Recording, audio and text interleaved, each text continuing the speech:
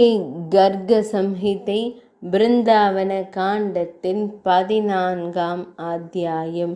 காளியன் கருடனின் பயத்திலிருந்து தப்பிக்க யமுனை நீரில் வாழ்வதன் ரகசியம். மன்னர் பகுலாஸ்வர் வினவினார், பிரம்மதேவரே, ரமணக தீவில் ஏன் காளியனாக மட்டும் கருடனை கண்டு பயந்தது?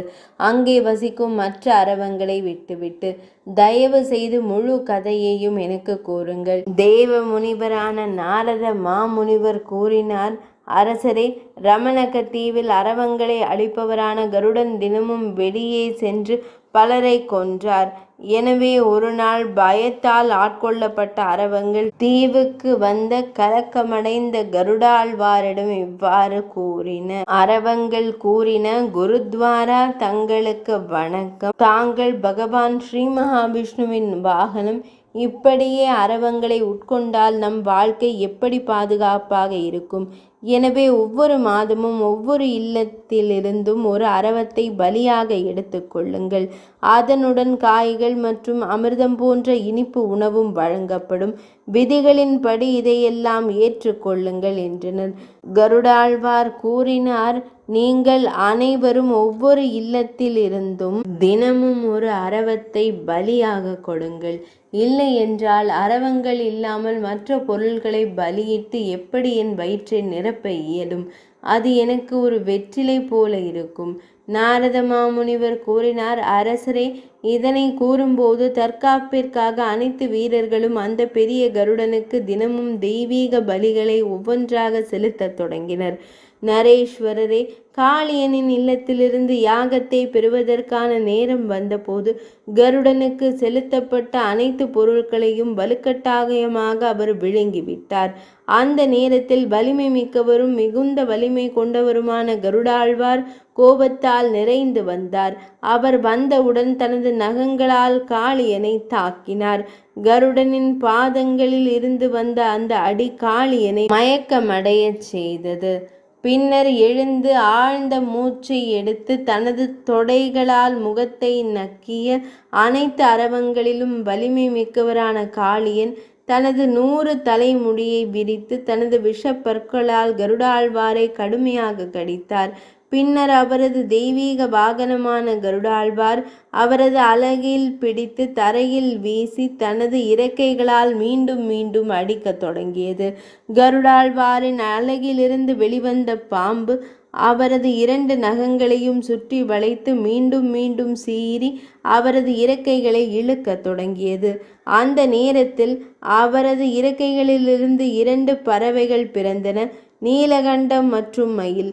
மிதிலேஸ்வர அரசரே, ஆஸ்வின சுக்ல தசமி நாளில் அன்று இந்த பறவைகளை காண்பது புனிதமாக கருதப்படுகிறது மற்றும் விரும்பிய அனைத்து முடிவுகளையும் அளிக்கிறது. கோபத்தால் நிறைந்த கருடாழ்வார் மீண்டும் ஒரு முறை தனது அலகால் காளியனை பிடித்து தரையில் வீசினார். திடீரென்று அவன் உடலை இழுத்தான். பின்னர் பயத்தால் மூழ்கிய காளியன் கருடாழ்வாரின் அலகிலிருந்து தப்பி ஓடிவிட்டான். வலிமை மிக்க பறவை மன்னன் கருடாழ்வாரும் திடீரென்று அவனை துரத்தத் தொடங்கினார்.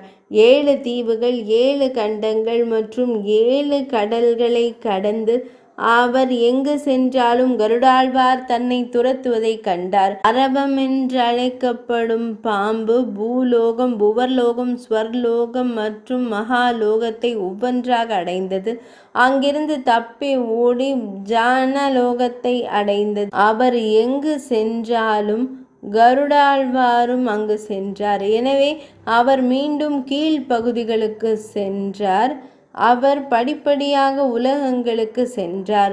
ஆனால் பகவான் ஸ்ரீ மகாவிஷ்ணுவிற்கு, பகவான் ஸ்ரீகிருஷ்ணருக்கு பயந்து யாரும் அவரை பாதுகாக்கவில்லை.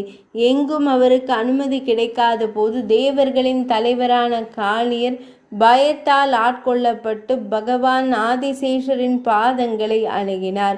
அவர் பகவான் சேஷரை வணங்கி பகவான் சேஷரை வலம் வந்தார். காளியன் கூறினார், பூமி பர்த்தா, புவனேஸ்வரா, பூமி நாயகா, பூமி சுமையின் அதிபதியே, உமது செயல்கள் மகத்தானவை. தாமே சர்வ வல்லவர், பரிபூர்ணர், உயர்ந்தவர், புராண புருஷர். எங்களை காத்தருளும், என்னை காத்தருளும். நாரத மாமுனிவர் கூறினார், காளியன் துயரத்திலும் பயத்திலும் இருப்பதைக் கண்டு பனீஸ்வர தேவரான ஜனார்த்தனர் இனிமையான வார்த்தைகளால் அவரை மகிழ்வித்து, மகா முனிவரான காளியரே, என்னுடைய சிறந்த அறிவுரையை கேளுங்கள். உலகில் எங்கும் நீங்கள் பாதுகாக்கப்பட மாட்டீர்கள் என்பதில் ஐயமில்லை. உங்களை பாதுகாத்து கொள்ளும் ஒரே ஒரு வழிதான் இருக்கிறது. நான் உங்களுக்கு கூறுகிறேன், கேளுங்கள். பண்டைய காலத்தில் சௌபரி என்ற புகழ்பெற்ற ஒரு முனிவர் இருந்தார். அவர் பிருந்தாவனத்தில் உள்ள யமுனை நீரில் 10,000 ஆண்டுகள் தியானம் செய்தார். பின்னாளில் அரவங்களின் அரசர் அந்த நீரில் அலைந்து திரிவதைக் கண்டதும் அவரும் குடியேற ஆசை கொண்டார். பின்னர் அந்த ஞானியான முனிவர் மன்னர் மாந்தாதாவின் 100 பெண்களில் ஒருவரை திருமணம் செய்தார். பகவான் ஸ்ரீஹரி அவர்களுக்கு மிகவும் செழிப்பான மற்றும் வைஷ்ணவி செல்வத்தை வழங்கினார். இது மாந்தாதா மன்னரை ஆச்சரியப்படுத்தியது. மேலும் செல்வத்தை குறித்த அவரது பெருமை அனைத்தும் மறைந்துவிட்டது.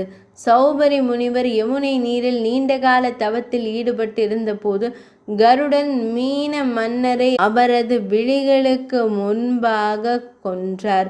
மீன்களின் குடும்பம் மிகுந்த துயரத்தில் இருப்பதைக் கண்டு மற்றவர்களை நேசித்து அவர்களின் துன்பத்தை தணித்த மகா முனிவரான சௌபரி முனிவர் கோபமடைந்து கருடாழ்வாரை சபித்தார். சௌபரி கூறினார், பறவைகளின் அரசரே, இன்றிலிருந்து இந்த குளத்திற்குள் நீ வலுக்கட்டாயமாக மீனை உட்கொண்டால் என் சாபத்தால் நீ உடனடியாக இறந்து விடுவாய். ஆதிசேஷன் கூறினார், அன்று முதல் முனிவரின் சாபத்தால் பயந்த கருடாழ்வார் மற்றும் அவரது இனத்தை சேர்ந்தவர்கள் ஒருபோதும் அங்கு வரமாட்டார்கள். எனவே காளியனே, என் கட்டளைப்படி நீ விரைவாக பகவான் ஸ்ரீஹரியின் வனமான பிருந்தாவனத்திற்கு செல்ல வேண்டும். அங்கே யமுனையில் பயமின்றி உன் வசிப்பிடத்தை நிறுவுவாய். அங்கே நீ ஒருபோதும் கருடாழ்வாருக்கு அஞ்ச மாட்டாய். நாரத மாமுனிவர் கூறினார், அரசரே, சேஷநாகத்திடமிருந்து இதனை கேட்டதும் பயந்து போன காளியன் தனது மனைவி மற்றும் குழந்தைகளுடன் காளிந்தி நதியில் குடியேறினார்.